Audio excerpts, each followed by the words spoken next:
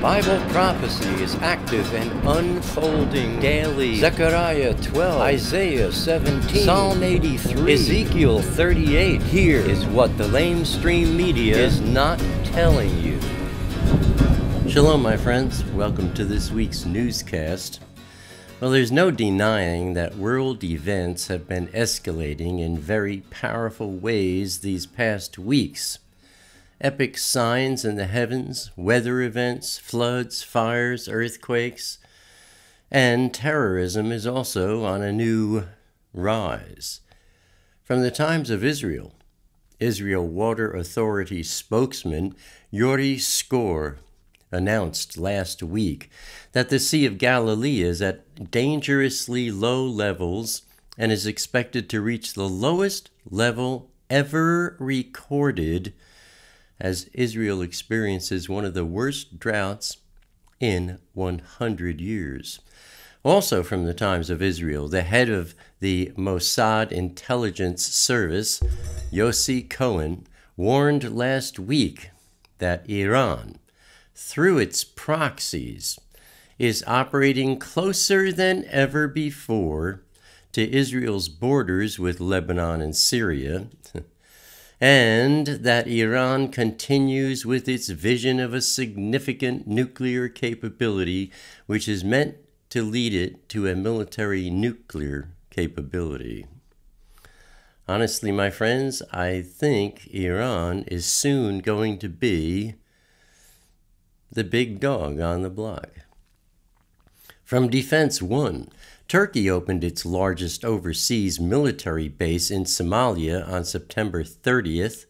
The $50 million base will train more than 10,000 soldiers. Here's a HalleluYah Scriptures update. Brother Manuel, who handles all of the HalleluYah Scriptures inventory in Puerto Rico, has had Yahweh's Gader HaKodesh, it's his hedge of protection, surrounding him throughout this entire fiasco, my friends.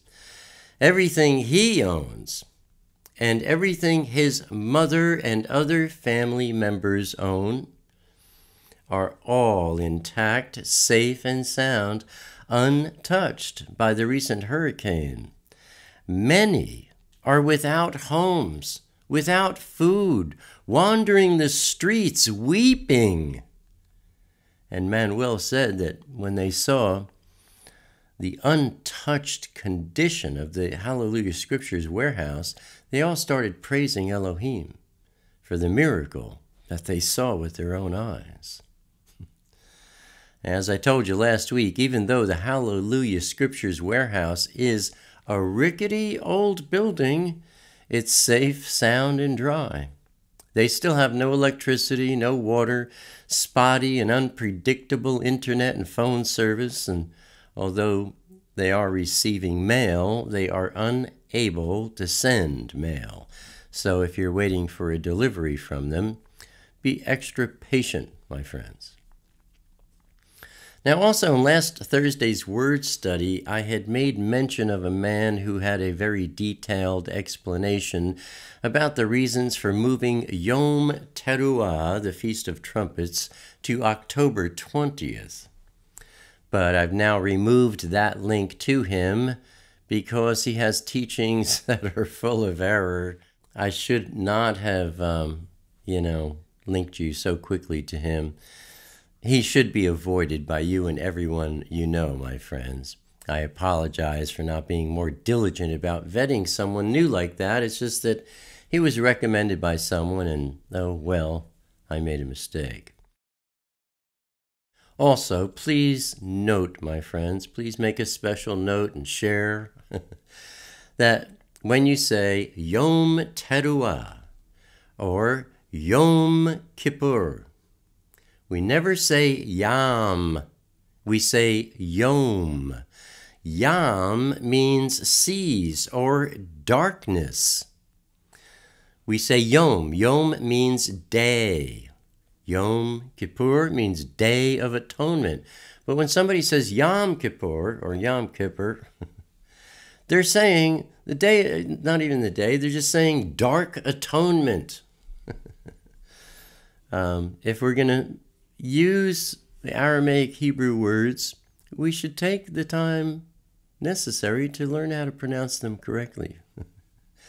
Also, this Thursday, I'm being led to, I don't know, focus on watching and put my Thursday videos up simultaneously on Vimeo and YouTube until further notice. More details about that on Thursday. Turning to wars and rumors of wars, on Monday, October 2nd, from the Associated Press, 2 suicide bombers attacked a police station in Damascus with a number of bombs, killing 17 civilians and police officers before one of them blew himself up. Lieutenant General Mohammed al-Sha'ar, the Interior Minister, said the other bomber made it inside the compound where police killed him, causing his bomb to explode.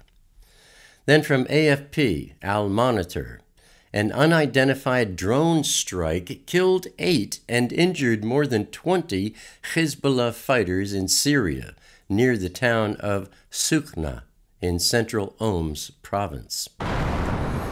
On Wednesday, October 4th, from the Military Times, the Russian Ministry of Defense released a statement calling the United States an obstacle to defeating ISIS in Syria and threatened military action in and around a small U.S. military garrison known as Tanf.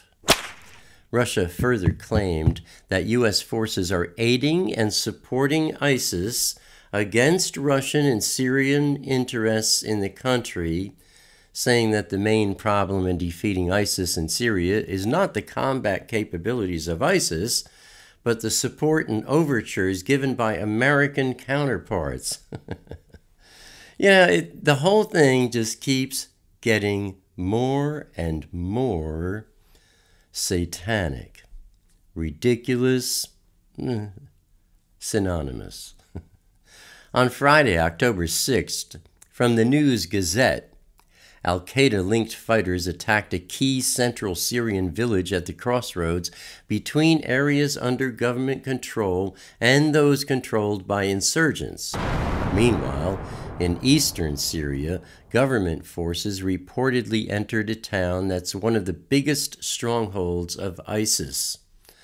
According to the Britain-based Syrian Observatory for Human Rights, Syrian forces and allied militiamen entered western parts of Mayadin, including the town's wheat silos compound and the sheep market.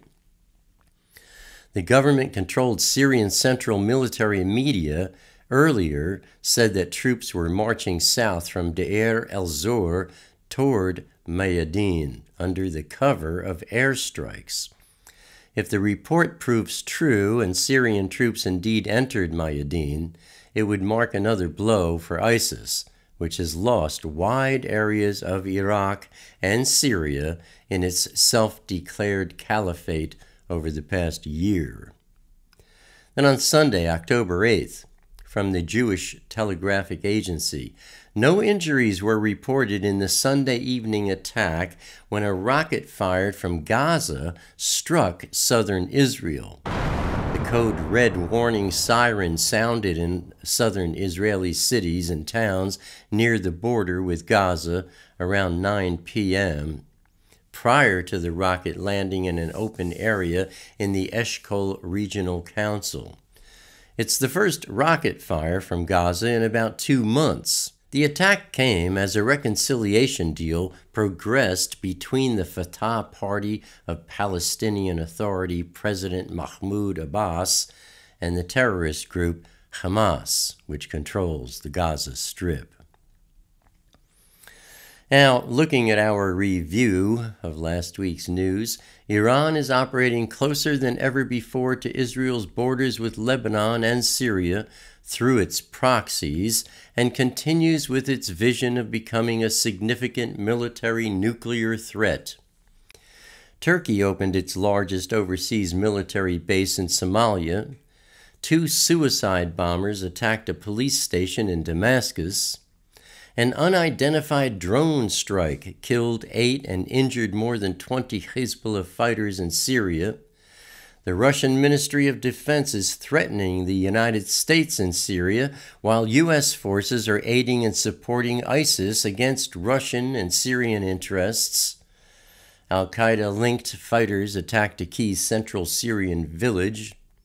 Syrian forces and allied militiamen are marching south under the cover of airstrikes, and a rocket fired from Gaza struck southern Israel.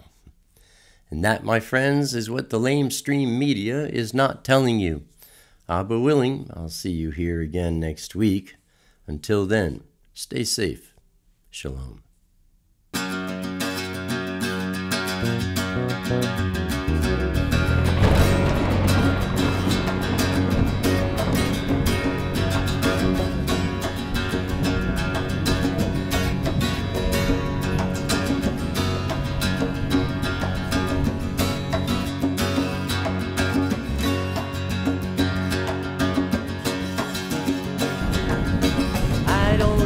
Crowded rooms, I need more space than I consume.